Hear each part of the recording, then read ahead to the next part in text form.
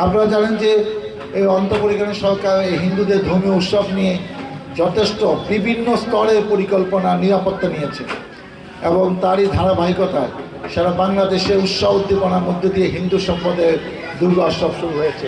মনে করি যে আমরা হিন্দু মুসলমান ভাই ভাই, আজকে তারা সংখ্যায় কম হতে পারে, তারা আমাদের এই দেশের নাগরিক, তারা এই দেশের ভোটার, তাদের সন্তানরা এইসব শিক্ষা প্রতিষ্ঠানে পড়াশোনা করে। অতএব তারা আমাদের ধর্মীয় উৎসব যদি আমরা ইচ্ছা মতো আমাদের স্বাধীন মতো নির্ভয় আমাদের দুইটি ঈদ, রমজান মাস, সবাই বর্ষ, আরও যেসব ইসলাম ধর্মীয় অনুষ্ঠান আছে সেগুলো করতে পারি। হিন্দুরাও তো তাদের অনুষ্ঠান তাদের ইচ্ছা মতোই করতে চায়। অনেক সময় দূর থেকে অনেকে মনে করে যে তাদেরকে কেউ কেউ ভয় দেখাচ্ছে।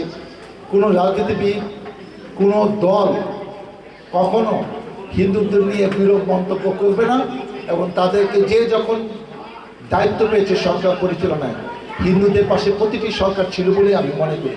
অতএব এই সরকার যেরকম আছে, আমরাও ব্যক্তিগতভাবে দলীয়ভাবে ওয়ার্ড বিএনপি, ইউনিয়ন বিএনপি কিন্তু তাদেরকে যতটুকু সাহায্য সহযোগিতা করা, বিশেষ করে নিরাপত্তার ব্যাপারে আমরা আমাদের জায়গা থেকে সেটি করার চেষ্টা করছি। কারণ সাভার এমন একটি ঐতিহ্যবাহী এলাকা যেখানে আমি কখনো শুনি নাই যে হিন্দু মন্দিরে হামলা হয়েছে, কারো উপর আঘাত হয়েছে, কোনো মন্দির ভেঙে ফেলা হয়েছে। আমি এরকম ঘটনা পূর্বেও কখনো শুনি নাই। এটা আমাদের ঐতিহ্য। আমরা সাম্প্রতিক সম্পত্তির দেশ, এলাকা, নির্বাচনী এলাকা সব কিছু মিলে আমি নির্দ্বিধায় বলতে চাই, আমার দলীয় নেতাকর্মীরা আমার নির্দেশ পেয়েছে, তারা রাতে পাহাড়ও ব্যবস্থা করেছে এবং আমি শিওর যে 10 তারিখে প্রতিমা বিসর্জনের মাধ্যমে তাদের এই দুর্গা উৎসব শেষ হবে।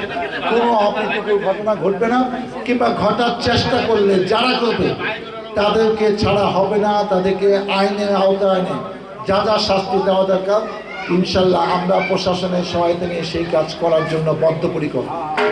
দৈনিক আজকের বাংলা .net